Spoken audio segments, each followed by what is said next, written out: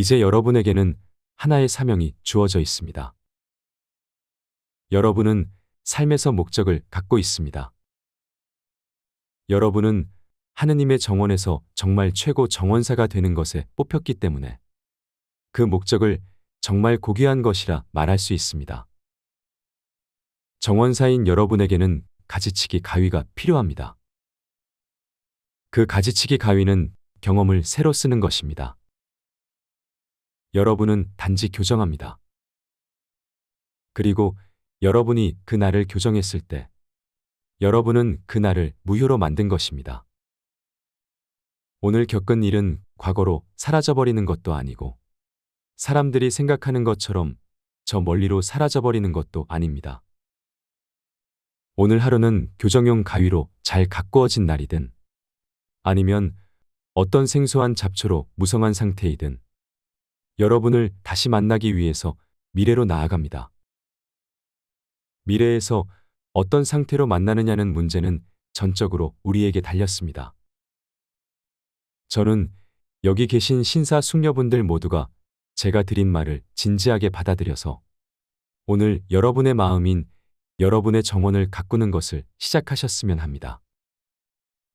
제가 2주 후에 이곳을 떠나기 전에 여러분 세상에서 피어난, 즉 여러분의 사랑스러운 상상력인 가지치기 된 나무에서 새로 피어난 것들을 제게 말할 것이라는 것을 저는 알고 있습니다.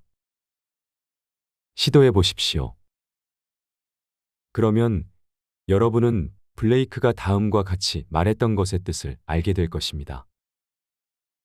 하늘나라에서 살아가는 유일한 기술은 있는 것과 용서하는 것이다.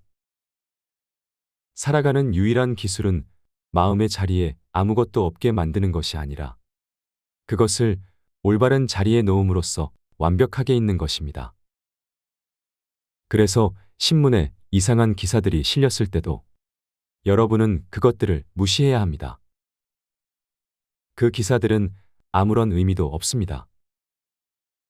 자신을 지도자, 양떼들의 목자라고 자처한 사람들은 다른 것들을 이단으로 배척했습니다. 그들은 세상 모든 것이 영원히 존재하기 때문에 그 어떤 것도 버려야 할 것은 없고 오직 그것을 다듬고 자신이 이상으로 삼은 것에 맞춰 만들어야 한다는 것을 모른 채 하나도 아닌 모든 종교를 파문시켰습니다. 자신의 삶을 교정하지 않는 사람은 그 진리를 모르거나 아니면 이 삶을 바꾸는 예수의 영이 진정으로 활동하는 모습으로서 삶을 바라보는 비전을 잃었습니다. 여러분은 어떤 것도 버리지 않습니다.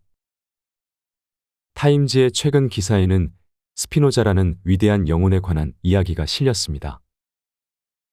스피노자는 이 세상의 철학에 막대한 영향을 주었고 그가 이 땅에 있었다는 이유로 많은 사람들은 풍성하게 삶을 살아갔습니다. 그리고 300년이 지난 지금 이스라엘의 전 총리인 벤구리온은 랍비 지도자에게 300년 전에 세워진 판문의 법을 폐지시킬 것을 요청했습니다. 랍비들은 벤구리온에게 자신들은 선조들이 만든 것을 폐지할 수 없고 그 저주는 영원히 남아있다고 말합니다. 그래서 여러분은 그 어리석은, 아주 어리석은 저주를 타임지에 실린 그대로 보아야만 했을 것입니다. 랍비들은 마치 천사가 저주를 행할 수 있는 것처럼 스피노자를 저주하기 위해서 모든 천사를 불렀습니다. 그들은 스피노자를 파멸시키기 위해서 모든 것을 불렀습니다. 그 누구도 그와 말해서는 안 되고 그 누구도 그에게 어떤 친절을 보여줘서는 안 되고 그 누구도 그에 관해서 글을 써서는 안 되고 그가 쓴 것을 누구도 읽어선 안 되는 등의 저주를 했습니다. 이런 것 모두 300년 전에 벌어진 일입니다.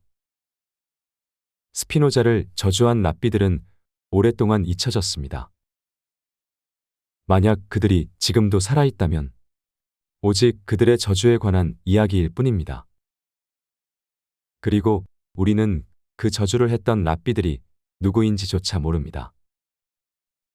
하지만 만약 여러분이 스피노자의 작품을 읽는다면 여러분은 스피노자의 말을 잊을 수 없을 것입니다.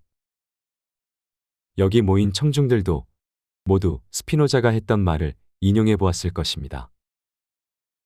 자연은 진공을 싫어한다는 말을 스피노자가 했던 것을 알고 계십니까?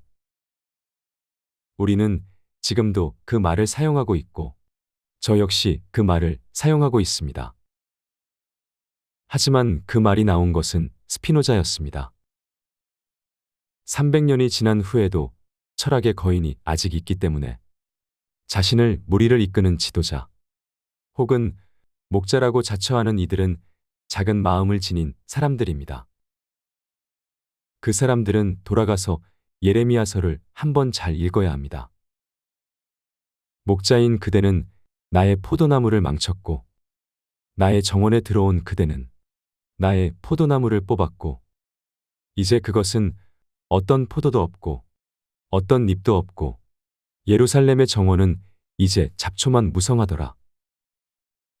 예레미야서의 이 부분을 읽고 목자, 아니 스스로를 목자라고 부르던 사람들이 눈먼 자들의 눈먼 지도자인 것을 보고 에레미야가 어떻게 통곡했는지를 봐야 합니다. 여러분은 오늘 제가 드린 말을 잘 따라 보십시오. 여러분은 제게 아무것도 빚진 것이 없습니다. 여러분이 오늘 아침 여기 오기 위해 아무것도 들지 않았습니다. 여러분은 이곳으로 와서 여러분의 시간을 주었고 저는 여러분에게 저의 시간을 주었습니다. 하지만 여러분은 집에 돌아가서 제가 드린 말을 직접 시험해서 오늘 여러분의 아름다운 상상력을 잘 가꾸는 것을 시작하십시오.